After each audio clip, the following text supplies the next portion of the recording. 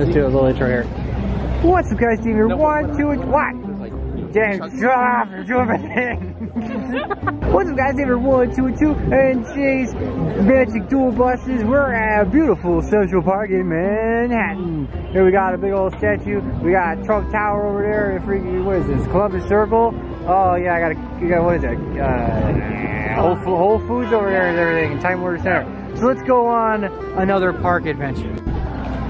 Oh, it's a beautiful overcast day in Central Park. I really should have picked a nicer day to do this, but you know what? There's not a lot of people here, so it won't be so noisy. Let's hope the wind isn't polluting my audio. Kind of like the city pollutes the air. Ooh, topical. Having a fist fight? fight? What? No, it was a children's special. They were fundraising out here. Okay. And Bigward and Elmo were like talking under the bridge. It was kind of creepy and really cool all at the same time. So Dave, what can you tell us about ye old green rectangle? Ye old green rectangle? I don't know what you're talking about. The park, Dave. If you ever look at a map, it's what it is. It's a big green rectangle. Well, what we have here is the original rock of Manhattan. The shell bedrock, right? Yes, that is the bedrock. They just left it here in New York, and I believe it was last year or 2 years ago that there was an incident where a domestic terrorist planted bombs in the crevices and some guy got his foot blown off. Did they ever find the foot? It was blasted to pieces, Dave. Ew. No, yeah, it's actually quite pretty. It's amazing how quiet it is, considering that we're in the middle of Manhattan, like literally. You know what? Actually, it's not so warm out, so that's kind of nice. There's a lot of trucking around. You know what, actually, the park's quite pretty. I gotta give them that. Like, given, you know, how crowded Manhattan is and the fact that just over the tree line are all these skyscrapers and hooey, it's actually quite impressive how sizable the park is. And no subway trains run under it. 2 reasons, I would assume. 1, it would ruin the aesthetic of a park if they hear rumbling and things. And 2, if it's built on all of this rock, they would have to blast a tube, which would most certainly destroy the park. This is Tavern on the Green. It's a bar in the middle of the park. Very old, very classy, very expensive. Very expensive. Restaurant. It's got 2 little sheep as its mascot. Yeah. Although not as expensive as you think. Horsies! This is a staple of Central Park. If you're a tourist, because people who live in New York would never do it, but you could get paid to go around the park and stuff, I guess. I've done it like once. My roommate Dave couldn't resist the call of nuts. He just had to get some. It's salty sweet nuts. Salty sweets. Oh, actually, you know what? As long as the wind's not crazy, I think it's gonna be a great video. What's this? What? I don't even know. Then we got the lake over here with people rowing. It's quite scenic. In the spring, the turtles totally make out. Oh, I do. Oh, I'm so lost. Will somebody save me? Oh, I can't. Oh, she's sinking. Oh, no. Earthquake. Oh, look, it's the booze cruise. Yeah, you guys get some over there. You're gonna sink. Over the rock. They're gonna hit it. Oink. Tap. They don't know what they're doing. They're drunk. They were fucking all the way along? Yep. Yeah, all along the watchtower, the turtles, man. Blue bell. Let me zoom out. What am I doing? Why are you using my own camera? Wait, I think I'm doing it. I think I'm doing it. Drop like 50 bucks and you got a dozen of these. Of what? Bags of nuts. You and your dad? Yeah. You guys have a nut together? No. Damn it.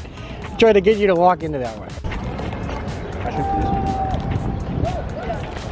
It never ends. It is like the infinite park with pigeons. Here you can see the fabled crack where that guy lost his foot. Not actually true. That's totally true. The legends say the foot still haunts it to this day. Still trying to make an urban legend, Dave? You can hear it go, foot. And here we have the famous Imagine John Lennon Memorial.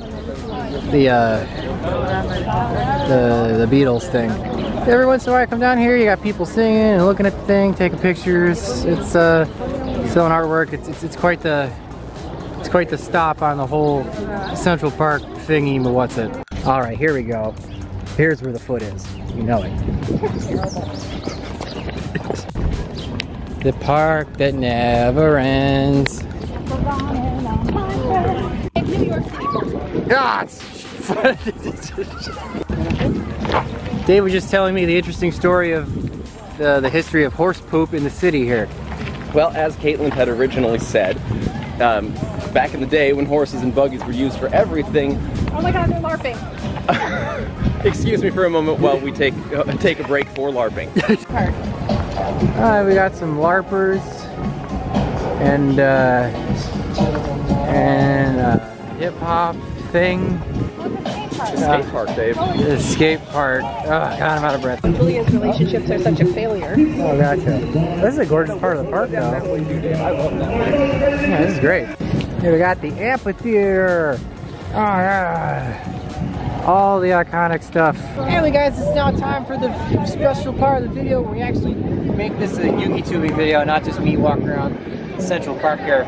The probably arguably least interesting part of the video.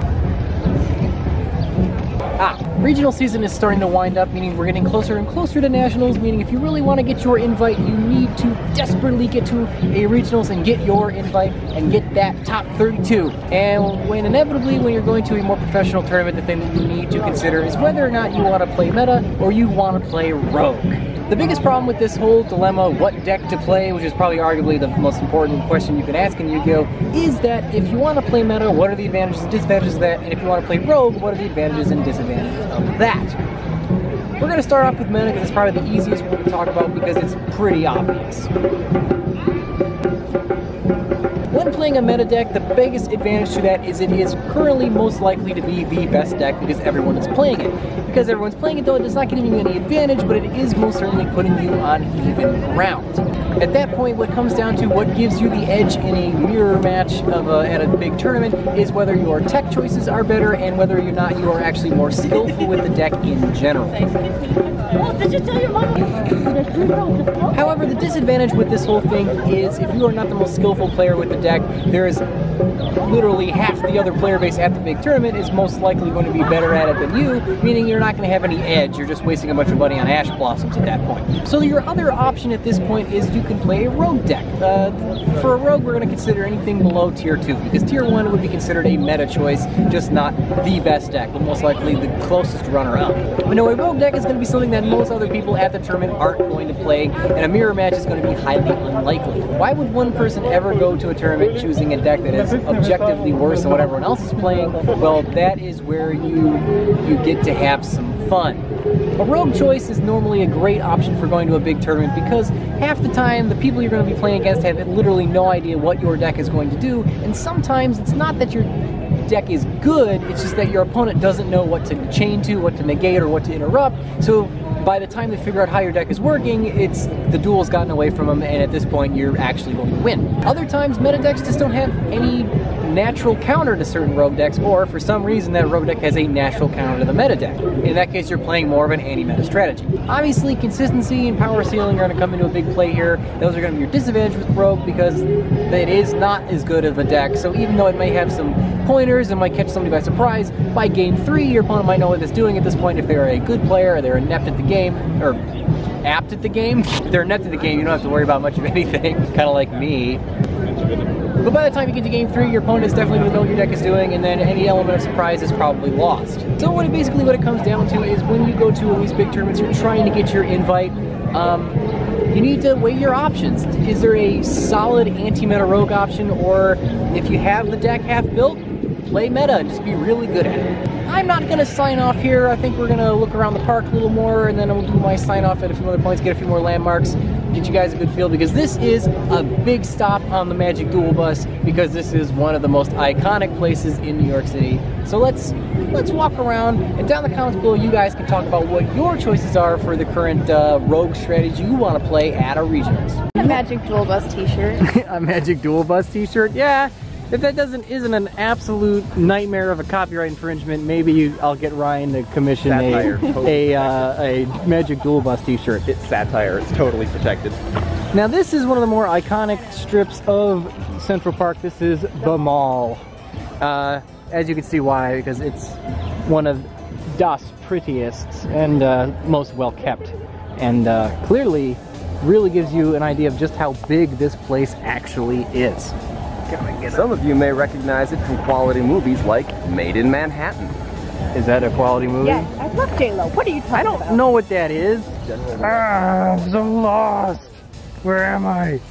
Besides someplace that Marion would absolutely love. Look at this Jabba the Hutt tree. Solo. We're at the boat racing pond. We gonna race a little tiny sailboat. This was the Stuart Little pond, right? Yes. Yeah, that's where they filmed Stuart Little. That's where he crashed his boat while he was racing it. Yeah. And, almost drowned. Stuart Little drowned. Now son, the trick is to get in the boat. Yes, in the boat. The Canadian guard dog? Yep. Bark woof. They have teeth. It really hurts when they bite you. You've been bitten by a goose? My dad got bit. Did you get goosed by the goose? Oh, it's my wedding day. Oh, you should give me one of those dogs. I love them. They're so cute. Bark woof. He ain't afraid of no people. He's just going to get food. It's the Alice in Wonderland statue. Cause it's in the park and I'm filming stuff. No, I'm out. I've never seen a squirrel just be so close to you. Oh my god, this is the part of the video where it jumps and attacks me, right? Like America's Funniest Home Video. Get your butt out of the way. This is so weird. How close do you want to be? Come to New York City, see the exotic wildlife. This is It's a big dance scene. this is where they filmed Enchanted. Yeah. Part of where they did the Steel Drum Parade, yes. Oh. It's like a Disney trip. Right? Topless feminist protesters. I'm pretty sure me filming them would be proving their point, I think. Well, not if you're filming yourself and they wander through the background. What if I'm filming me filming them filming? That's art at that point. I like that. Alright guys, I hope you enjoyed our trip through Central Park. It's a wonderfully mild day. It actually looks colder out here than it is. It's what, like 65? Like 65. Yeah, it's actually quite comfortable. Pretty good because we had to do like 8 miles of hiking to get all the footage for this. So anyway guys, let me know in the comments below where you guys want me to go next. I have all the cool things. I'm trying to save like Liberty Island and Ellis Island and this...